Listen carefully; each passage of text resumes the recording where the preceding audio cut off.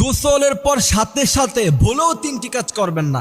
যদি করেন তাহলে আপনি মারাত্মক অসুস্থ হয়ে যাবেন। বয়স 40-50-এর পরে দেখবেন আপনি কঠিনভাবে অসুস্থ হয়ে গেছেন। কারণ এই অসুস্থতাটা একদিনে কেউ হয় না, আস্তে আস্তে ধীরে ধীরে মানুষ এই অসুস্থতাগুলি গ্রহণ করে। এই জন্য বিশ্বনবী সাল্লাল্লাহু আলাইহি সাল্লাম তিনি যে কথাগুলি বলেছেন ১৫০০ বছর পরে ডাক্তাররা যে কথাগুলি বলছে বিশ্বনবী সাল্লাল্লাহু আলাইহি সাল্লামের সাথে সেই কথাগুলি মিলে গিয়েছে। আমি বড় আশ্চর্য হই যে রাসূল ১৫০০ বছর আগে কি সুন্দর কথা তিনি বর্ণনা করে গিয়েছেন। গোসল করার পর সাথে সাথে প্রথম নাম্বার যে ভুল করা যাবে না সেটা হচ্ছে গরম খাবার খাওয়া যাবে না গোসল করার পর সাথে সাথে। দ্বিতীয় নাম্বার, গোসলের সময় অতিরিক্ত গরম পানিতে আপনি গোসল করবেন না, তাহলে আপনার যে স্কিন আছে সেটা ড্রাই হয়ে যেতে পারে। তৃতীয় নাম্বার যে ভুলটা আপনার গোসলের সময় করবেন না সেটা হচ্ছে কেমিক্যাল জাতীয় সাবান প্রতিদিন ইউজ করার দরকার নেই। এটা বিশেষ করে আমরা যখন জামিয়া রশিদে পড়তাম তখন আমাদের ওস্তাদজি বলতেন প্রতিদিন তোমরা কেমিক্যাল জাতীয় সাবান দিয়ে গোসল করো না, তাহলে আপনার যে স্কিন সেই স্কিন নষ্ট হয়ে যেতে পারে।